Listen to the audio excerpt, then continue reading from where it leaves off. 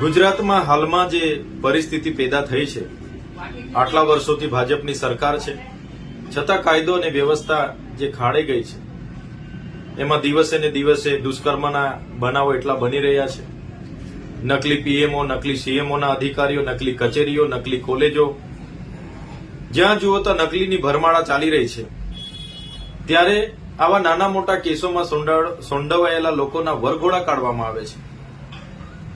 પાયલબેનનો જે વરઘોડો કાઢવામાં આવ્યો એમાં સમગ્ર જનતામાં આક્રોશ છે.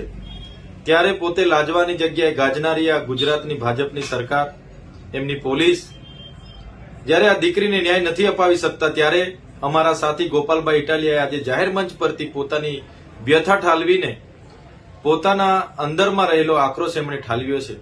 એમણે પોતે પોતાના પટ્ટા દ્વારા પોતાના જાતને માર્યા છે અને પોતે પણ આમાં ભાગીદાર છે નાગરિક તરીકે, એવું એમણે સૂચવ્યું છે. ત્યારે અમે ગોપાલભાઈ ઇટાલિયા હોય, ઈસુદાનભાઈ ગઢવી હોય કે ચૈતરભાઈ વસાવા હોય, અમે ગુજરાતની જનતાની સાથે છે.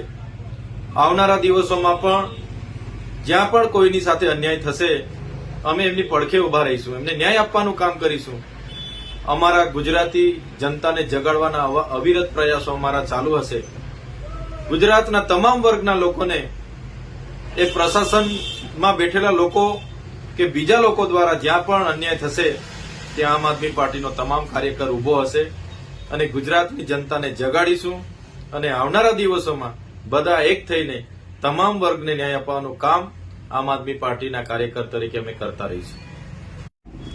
ગુજરાતમાં હાલમાં જે પરિસ્થિતિ પેદા થઈ છે, આટલા વર્ષોથી ભાજપની સરકાર છે, છતાં કાયદો અને વ્યવસ્થા જે ખાડે ગઈ છે, એમાં દિવસે ને દિવસે દુષ્કર્મના બનાવો એટલા બની રહ્યા છે. નકલી પીએમઓ, નકલી સીએમઓના અધિકારીઓ, નકલી કચેરીઓ, નકલી કોલેજો, જ્યાં જુઓ તો નકલીની ભરમાળા ચાલી રહી છે. ત્યારે આવા નાના મોટા કેસોમાં સોંડવાયેલા લોકોના વરઘોડા કાઢવામાં આવે છે. પાયલબેનનો જે વરઘોડો કાઢવામાં આવ્યો એમાં સમગ્ર જનતામાં આક્રોશ છે. ત્યારે પોતે લાજવાની જગ્યાએ ગાજનારી આ ગુજરાતની ભાજપની સરકાર, એમની પોલીસ જ્યારે આ દીકરીને ન્યાય નથી અપાવી શકતા, ત્યારે અમારા સાથી ગોપાલભાઈ ઇટાલિયાએ આજે જાહેર મંચ પરથી પોતાની વ્યથા ઠાલવીને પોતાના અંદરમાં રહેલો આક્રોશ એમણે ઠાલવ્યો છે. એમણે પોતે પોતાના પટ્ટા દ્વારા પોતાના જાતને માર્યા છે અને પોતે પણ આમાં ભાગીદાર છે નાગરિક તરીકે, એવું એમણે સૂચવ્યું છે. ત્યારે અમે ગોપાલભાઈ ઇટાલિયા હોય, ઈસુદાનભાઈ ગઢવી હોય કે ચૈતરભાઈ વસાવા હોય, અમે ગુજરાતની જનતાની સાથે છે. આવનારા દિવસોમાં પણ જ્યાં પણ કોઈની સાથે અન્યાય થશે, અમે એમની પડખે ઉભા રહીશું, એમને ન્યાય આપવાનું કામ કરીશું. અમારા ગુજરાતી જનતાને જગાડવાના અવિરત પ્રયાસો અમારા ચાલુ હશે.